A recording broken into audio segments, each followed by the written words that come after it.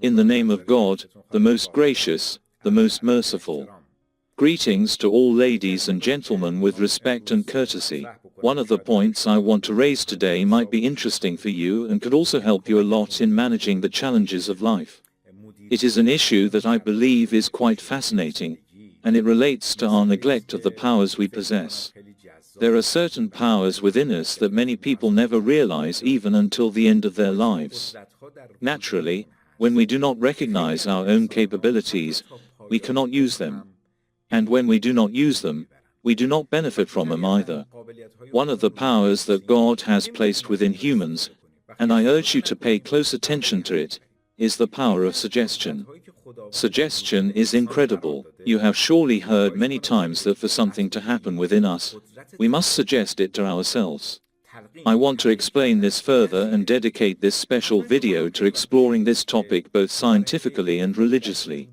We will examine this phenomenon in some depth, which I believe you will find very interesting. To introduce this discussion, let me refer to an extraordinary statement from Imam Ali in Nahj al-Balagha. In Sermon 157, Imam Ali says, "With certainty, the highest aspirations are attained. Pay attention. With certainty, you reach the peak of your desires." This means that if you have certainty, you can achieve the highest of your aspirations, on the condition that you truly believe. Keep this in mind as an introduction, and let us now discuss the personality who introduced the placebo theory to the world of science.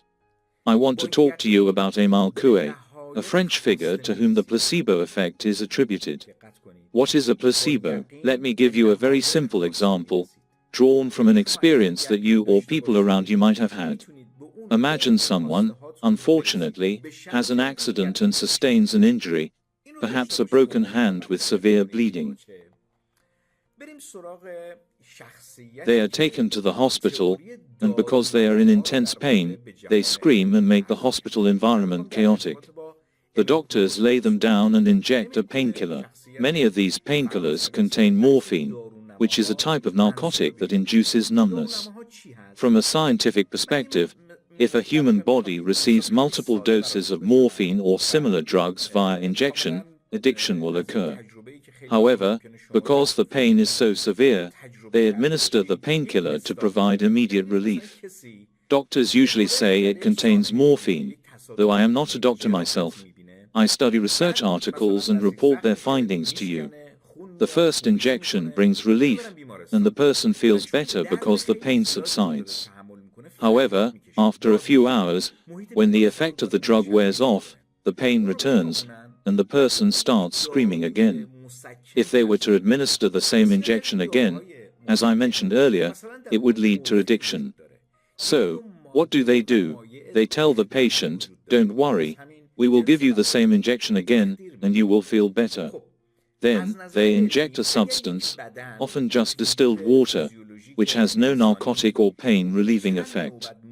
However, because the patient believes they have received the same medication, they start feeling better. This is suggestion. This is belief. The term belief, which we referenced in Nahj al-Balagha, is crucial here. The patient believes they should now feel better, and they do.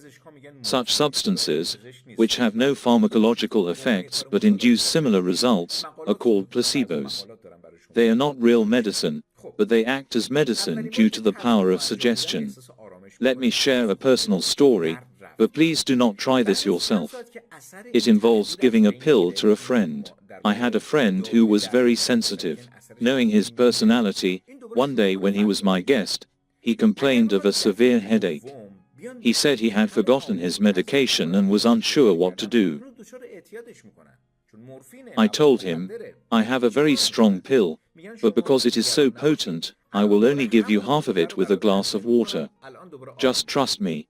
You will feel better within 15 minutes.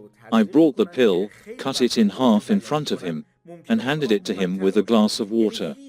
Trusting me, he took it. About 10 minutes later, he said, "Wow, this is such an effective pill." I asked, "Do you feel better now?" He replied, "Yes, I feel great." Do you know what that pill was? It was just regular aspirin, completely ordinary aspirin, but because I suggested to him that it was a powerful pill, it worked. These things are significant. Suggestion has a profound effect. Emile Coué introduced this theory, which was later formally recognized as the placebo effect. His key point was that beliefs matter and have influence.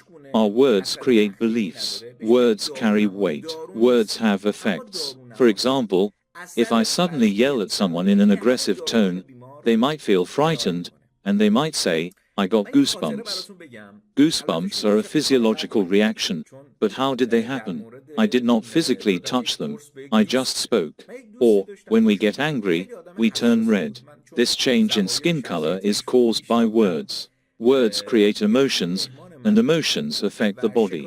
Words are sound waves, but they leave a real impact. At the end of this video, I will provide you with a video about the rules of the brain. Please watch it because it contains extensive discussions. If we understand the rules of our brain as part of our existence, we will see that many of the problems we face can be controlled and solved. One of the great powers that God has given to humans, and which we often neglect, is the power of suggestion. Emile Coué, through his experiments in the 1920s, gained worldwide fame. Look up his articles on the internet and read them. He had a famous phrase that I want to share with you. Every day, in every way, I am getting better and better. He advised repeating this phrase regularly. Suggest it to yourself. Every day, in every way, I am getting better and better. Belief is important. In one of the scientific reports I read about suggestion, the study described an Olympic weightlifter who had set a world record. After achieving the record, he was told, "Now we will add 5 more kilograms to the weight you lifted." This made him nervous, as his previous lift had been incredibly challenging. When he attempted the new weight, he failed. Later, he was told, "We will now reduce the weight by 5 kilograms. Believing that the weight was lighter, he lifted it easily, when in reality, the weight was not reduced at all. Instead, 5 kilograms had been added. But because he had suggested to himself that it was lighter, he succeeded. Suggestion is incredibly powerful. I urge you to read scientific reports on this topic. If you are familiar with English, search for these studies. With today's translation tools, language is no longer a barrier. Read the scientific papers and be amazed at the hidden powers within yourself that you may have been neglecting. These are essential insights.